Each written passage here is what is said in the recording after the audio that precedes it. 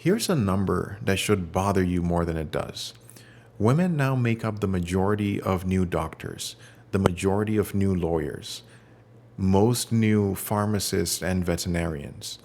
Every one of those fields within living memory has treated women with open contempt. Quotas, rejection letters, a professor telling a woman to her face that she was wasting a man's seat. Women stormed those gates anyways and won. Now, here's the puzzle. Plumbing has no gate, no admissions board, no dean, no one to win over. You learn the code, pass an exam, buy a van, and answer to no one. And plumbing is about 97% male. Electricians, roofers, the guys who work on rigs, same story all the way down. So women beat down the door of medicine while medicine was fighting back and walked right past plumbing, which was barely guarding the door at all. Why? The usual answer is that men keep women out. I want to take this answer seriously today, build the strongest version of it, then show you the three places it falls apart in your hands. Because this little question about plumbers is a much bigger one in disguise.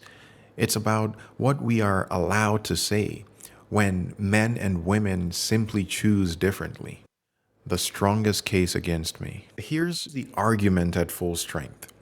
Women aren't missing from these dirty and dangerous jobs because they don't want in. They're missing because men make it unbearable for them to walk in. The culture is hostile, the hazing is real, the harassment is real. A woman walks onto a job site and hits a wall of resentment. So most of them turn around and leave. A lot of that is simply true. The harassment numbers in construction are ugly and well documented. Women who start apprenticeships quit at higher rates than men.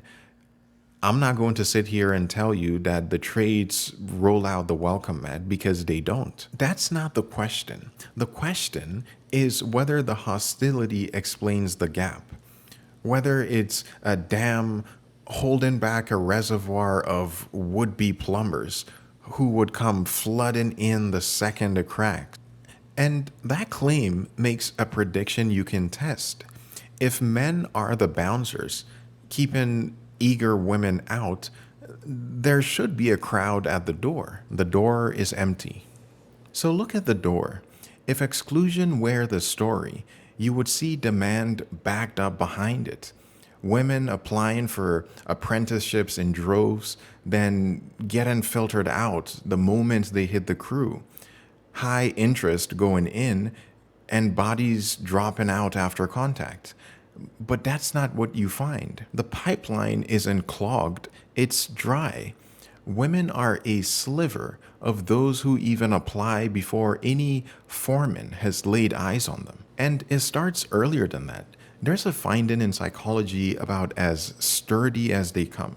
They call it the people versus things divide. Men, on average, lean more towards objects and systems, women towards people. The gap is enormous, and it shows up in teenagers picking their classes years before any job exists to discriminate against anyone. Now, the smart reply is that the steering happens upstream. Girls get nudged away from tools long before they'd ever apply. Fair theory, but it makes its own prediction. The societies that spent years bulldozing gender roles, the Scandinavian societies, the most egalitarian on earth, those are the places where the gap should vanish.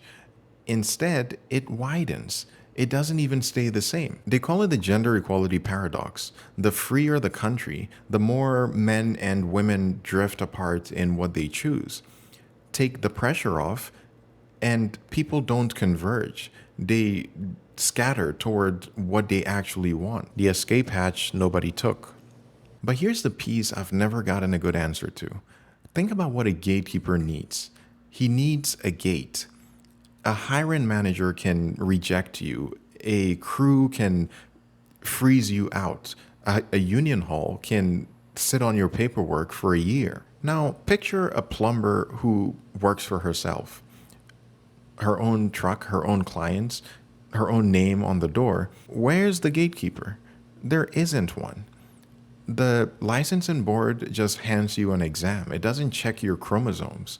The customer with water pouring across their kitchen floor at 2 in the morning doesn't care who shows up as long as it stops. Self employment is the one door exclusion can't touch.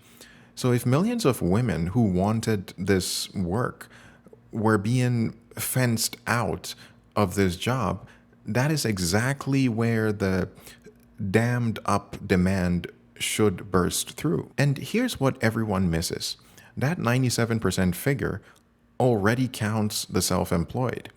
Every woman who owns her own plumbing shop is already inside it. So if women were going solo to escape hostile bosses, that number would be climbing. It isn't. It's barely moved in the last 40 years. And for electricians, it recently went down. The escape hatch is standing wide open, but the crowd never came. The business numbers say the same thing. Across the whole economy, women own about a third of all firms. But in construction, only under 10%. In the one arena where there is no boss to say no, women start these businesses at only a quarter of the rate that they start businesses everywhere else. We took the barrier away, the whole thing, and the gap barely flinched. Anywhere else, we would call that an experiment and admit that the variable we removed was never what was holding people back. History ran it the other way too. Medicine and law didn't just have a chilly vibe, they had exclusion written into the rules, actual quotas. And women broke through anyway, until in a generation or two, they were the majority walking in. Hostility raises the prices of a ticket. It doesn't kill the hunger for it. Where the hunger is real, women cut through granite. Where there's no real hunger, a low fence looks like the whole story because nothing is pushing on the other side. The mirror. Now flip it, because there's a control group hiding in plain sight. Why aren't there more male kindergarten teachers? Men make up just under 3% of them. Same ballpark as women in plumbing. A near perfect mirror. The friction for men in that world is real. The suspicion, the quiet assumption that a grown man who wants to spend his time with 5-year-olds must have something wrong with him. But watch what we don't do. Nobody claims there are millions of men aching to be kindergarten teachers who are being fenced out by female gatekeepers. Nobody is launching task forces to close the kindergarten gap. We see the men missing from that room and we read it instantly as a preference. He just didn't want it. But when women are missing from roofing, that reading suddenly becomes forbidden. Now the absence has to mean that somebody shut them out. That's the tell. The rule was never unequal numbers equals discrimination. The rule comes out of the drawer when the outcome is a prize and slips quietly back when the outcome is a burden. A principle that's only reached for when it flatters your conclusion is a lawyer. It's not a principle. What I'm not saying. Before the comments split into two armies, let me be clear about what I'm not claiming. I'm not saying that the trade culture is fine. It isn't. The harassment is real, and the women who do this work deserve far better than they usually get. And I'm not saying preference explains it all. If every job site turned into a polite office, the share of women would tick up from 3% to maybe 5 or 6%. That's real too, and it matters. But 6 is not 50. Hostilities trim the edges. It doesn't hold back a flood because there was never any flood to hold back. The women who love this work exist, and the far ends of the curve is full of them. But the curves were never the same shape, and no society on earth has managed to make them the same, especially the ones who tried the hardest. So why does a video about plumbers even matter? Because the plumber is a litmus test. The moment you accept that free people standing in front of an open door walk through at different rates, that a gap can exist with nobody playing the villain, you've accepted a principle. And principles don't stay in their lane. If a job that's 97% males can come down mostly to what people want, then a gap in engineering can too, or surgery, or the Senate. Not must, can. And that one word changes everything because it turns the gap from a verdict back into a question. And a question makes you do the work. Look at those who applied. Look at those who went solo.